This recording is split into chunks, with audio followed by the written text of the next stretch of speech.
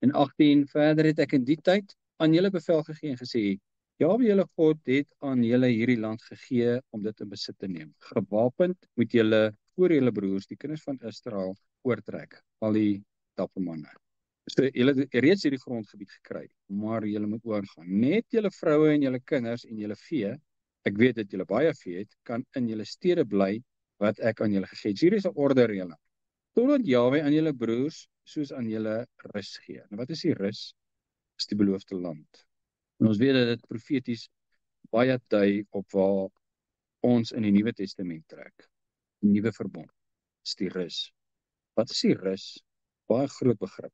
Die beloofde land aan die Israeliete was die rus. Vers 20 sê, totdat Jahwe aan julle broers soos aan julle rus gee. Nou hulle het nou rus gekry, want daar is hulle grondgebied. En wat 'n onrus het hulle gehad? Wel, hulle kom uit Egipte uit. In Egipte was hulle slawe.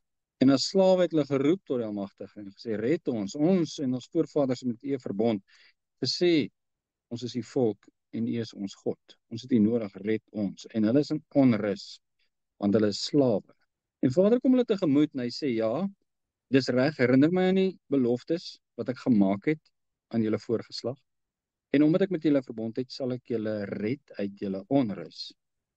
Naamlik julle slawerny, naamlik Egipte, en ek sal julle bring in 'n land waar daar rus is. En daai rus is Kanaan. Nou dit kan vir ons nou geskiedenis bly, of ons kan die openbaring daarvan sien, wanneer ons kyk na die vervulling in die nuwe verbond. Yeshua sê, die hele wet en die profete word in hom vervul. So hy is die spul waarom alles draai. Hierdie is geskiedenis, tot ons die vervulling sien. Nou wat is die vervulling van die rus? Wat het gebeur? Hulle is slawe in Egipte. En ons is slawe in Egipte. Bedoelende wat? Hulle is in Egipte gebore. Hulle is nog geslagte. En jy word gebore en jou familie en jou vriende en jou hele volk is slawe. Dis normaal. Almal is slawe en hulle gaan werk vir die Egiptenare. En dan roep hulle tot hulle God en sê help ons. Nou ons word gebore in hierdie koninkryk van duisternis. En almal is in dit. Familie is in dit, ons vriende is in dit, ons hele volk is in dit. En ons aanvaar dit as normaal. Dis hoe die lewe is. Maar dis nie hoe dit nog altyd was nie. Dis die abnormale. Is daar 'n alternatief? Nou wat is nou die vervulling? Hulle het die beloofde land ingegaan. Vers 20. Totdat Jahwe aan julle broers soos aan julle rus gee. Wat is die goeie nuus vir ons dan? Dat hierdie is profeties van wat nog moet gebeur. Hulle het fisies in die beloofde land ingegaan en rus gekry van wat? Rus van slegte tyd in Egipte. Rus van die tog deur die woestyn. En nou gaan hulle die rus in. En ons, presies dieselfde, omdat dit profeties is. Dis nie ons lot nie. Dis tydelik. Dis net hoe dit nou is. Hebreërs 3 vers 7. Daarom, soos die Heilige Gees spreek, vandag, as julle sy stem hoor, verhard julle hart nie soos in die verbittering in die dag van die versoeking in die woestyn nie. Met wie praat hy? Vers 5. En Moses was wel vertrou in sy hele huis as 'n dienaar om te getuig van wat nog gespreek sou word. Maar Christus as die seun oor sy huis.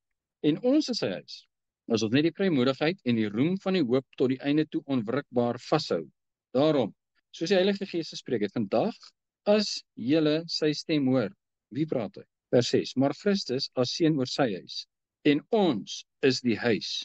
Daarom, soos die Heilige Gees spreek vandag as julle sy stem hoor, praat hy van die mense wat by Moses was? Nee, hy praat van die mense in die nuwe verbond.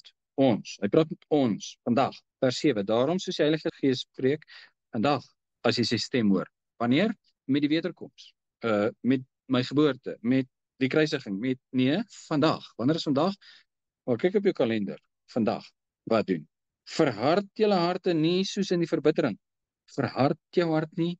Nou, ek het net gepraat van die saad wat in ons hart val. En ons het 'n groot invloed op wat met daai saad gebeur. Die saaier kom en hy saai die saad in die land, in die grond. Ons is die grond. Wat is die saad? Is die woord van God. En die saaier is Yeshua. Hy saai sy woord in my hart en ek bepaal wat gebeur. Wat gebeur normaalweg met saad as jy dit saai? Dit ontkiem en dit groei. Dis wat saad doen. Wat doen die woord van God as jy dit in iemand se hart saai? Dit ontkiem en dit groei. Hoe groei dit? Dis geestelik, dis openbarend, dit is heenwysend. Nou sê hy, vandag, as jy sy stem hoor, verhard jou hart nie. Wat gebeur as my hart verhard? Dis maklik om te verstaan. Van saai saad op harde grond. Op harde grond. Daai grond langs die pad waarvan die saaier praat, wat het gebeur met die saad wat daar gesaai is? Die voëls het dit opgepik. Het dit gegroei? Dit kan nie. Die grond is te hard. Wie bepaal of die grond ontvanklik is en of dit hard is? Onsself. En daar is 'n openbaring vir elkeen van ons. Jy bepaal wat word van die woord van God wat in jou hart gesaai word. Jy bepaal. As jy jou hart verhard, gebeur daar niks met die woord van God. As jy jou hart sag maak, beteken dit jy is ontvanklik, jy is soekend. Jy sê, Vader, asseblief praat met my. Dis 'n sagte hart. Nou soek ons die rus. En hy sê, vandag as jy sy stem hoor ek sy stem, ek lees sy woord. Dis hoe ek sy stem hoor. Vers 8, verhard julle hart nie, soos in die verbittering, in die dag van die versoeking in die woestyn nie, waar julle vaders my versoek het, my beproef het en my werke 40 jaar lank gesien het. 10. Daarom het ek vertoorn geword op daardie geslag en gesê, altyd dwaal hulle met die hart, maar hulle het my weer nie leer ken nie, hulle het nie geweet wie ek nie, sodat ek in my toorn gesweer het. Hulle sal in my rus nie ingaan nie. Hier is ons terug by die rus.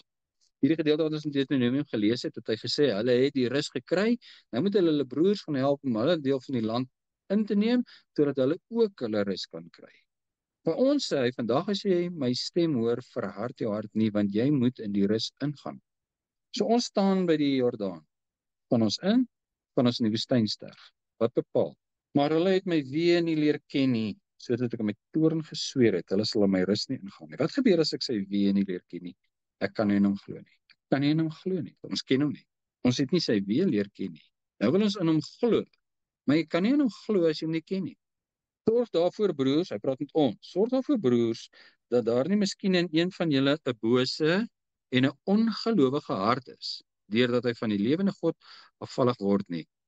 'n Bose en 'n ongelowige hart.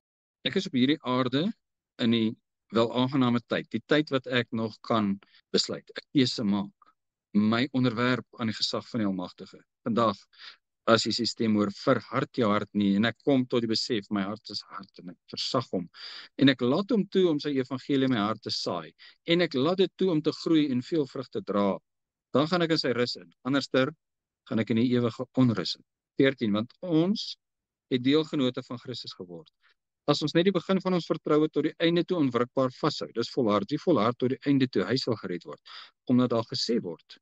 15, vandag, as julle sy stem hoor, verhard julle hart nie soos in die verbittering, nie, is herhaling. Doen ons dit? Nee, ons doen dit nie eintlik nie. Ons almal doen dit. Wie was dit dan wat gehoor het? Was dit nie almal wat onder leiding van Moses uit Egipte land het gegaan het nie? So ek besef, ek is in Egipte. Ek is op pad na die dood. Ek kan myself nie red nie. Ek kan nie vir my eie sonde betaal nie. Ek het hulp nodig en ek roep na die Almagtige. En hy sê, ek kan vir jou rus gee, maar daar's 'n voorwaarde. En dis wat ons mis, 'n voorwaarde. Ek kan nie net hier apaties op 'n stoel sit en daar gebeur het. Wat is die vereiste? Hoekom kon die Israeliete nie in die beloofde land ingaan nie? Deur ongeloof. Hoekom sal ek nie in die rus van God kan ingaan nie? Deur ongeloof. Ek glo hom nie. 17. En op wie was hy 40 jaar lank vertoorn? Was dit op die wat gesondig het, wie se lyke in die woestyn geval het nie? En dan weet hy gesweer dat hulle in sy rus nie sal ingaan nie, behalwe aan die ongehoorsaames. 19. En ons sien dat hulle deur ongeloof nie kon ingaan nie. En die vervulling daarvan in ons tyd is, ons sal deur ongeloof nie kan ingaan nie. Nou wat is geloof en wat is ongeloof? Geloof is 'n vaste vertroue op die dinge wat ons nie sien nie. Dis nie woorde van my mond. Ek kan nie sê ek glo. Ek is 'n Christen. Ek glo in God. Ek glo Yeshua is die seun van God. Dis nie geloof nie, dis woorde. Wat is geloof? Jy kom by die Jordaanrivier en jy hoor die boodskap van die reuse. Maar binne in jou is 'n vaste vertroue op 'n God wat jy ken, wat weet dat hy is sterker as die reuse. Niks is vir hom onmoontlik nie. En Caleb sê, laat ons ingaan, laat ons hierdie land vat, die Almagtige gee dit vir ons.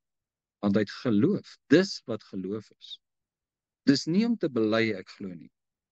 Laat ons dan vrees, terwyl die belofte om in sy rus in te gaan nog stand hou, dit nie miskien sal blyk dat iemand van julle agtergebly het. Want aan ons is die evangelie ook verkondig net soos aan hulle.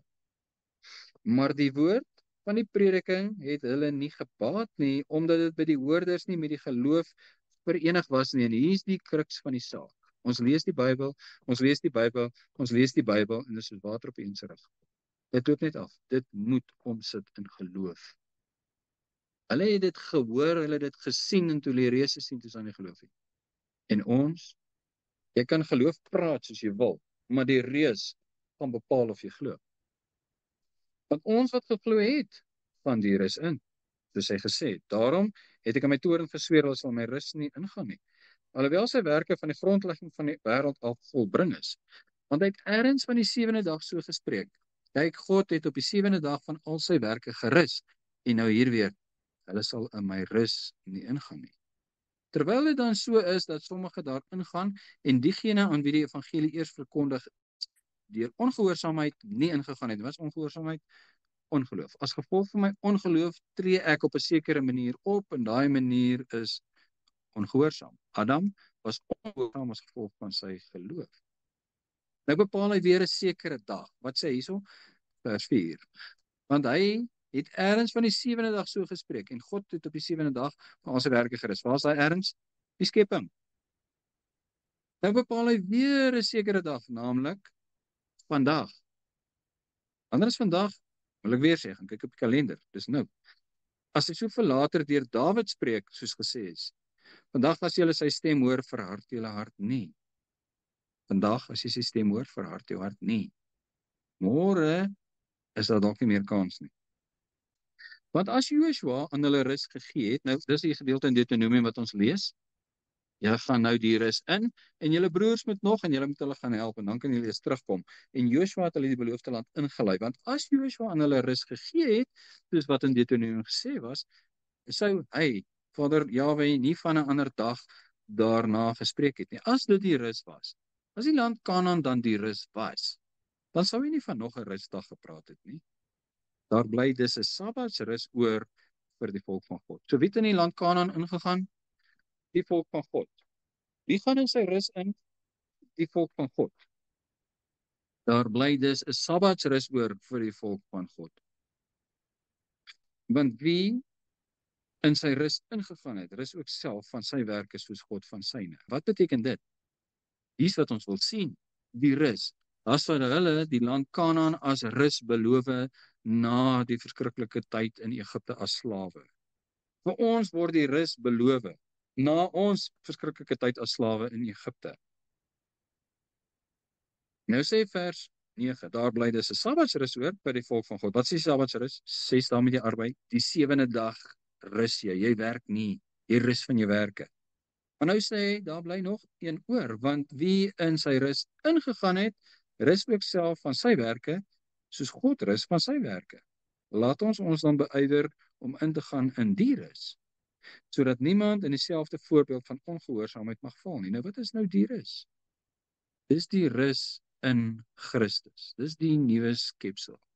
Dis die oorgang van die koninkryk van duisternis na die koninkryk van lig. Dit beteken nie om op te hou sonde doen nie. Dis 'n koninkryk. Ek kan vandag in sy rus ingaan, deur my burgerskap reeds te verander. Hoe doen ek dit? Deur wedergeboorte. Yeshua het gesê, as jy nie weergebore die koninkryk van God nie sien nie. Wonder ons, wat is wedergeboorte? Dan gaan hy aan. Dan sê Nikodemus vir hom, maar meester, hoe kan ek? My ma is oud en ek's 'n groot man, hoe kan ek weergebore word? Dan sê hy, as iemand nie uit water en gees gebore word nie, sal hy die koninkryk van God nie ingaan nie. En nou Nikodemus wonder net, wat beteken dit? Nou ons moet uitvind wat dit beteken, en as jy nie weet wat dit beteken nie, is die slegte nuus, jy sal die koninkryk van God nie ingaan nie. Want jy kan nie iets doen wat jy nie weet wat dit is. En jy moet dit doen om die koninkryk van God kan ingaan. Wie sê dit? Die koning sê dit. Die koning van die koninkryk sê, as jy nie uit water en gees gebore is, sê die koninkryk van God nie ingaan nie. Jy kan nie. En dis skrikwekkend. Jy sal nie in sy rus ingaan nie.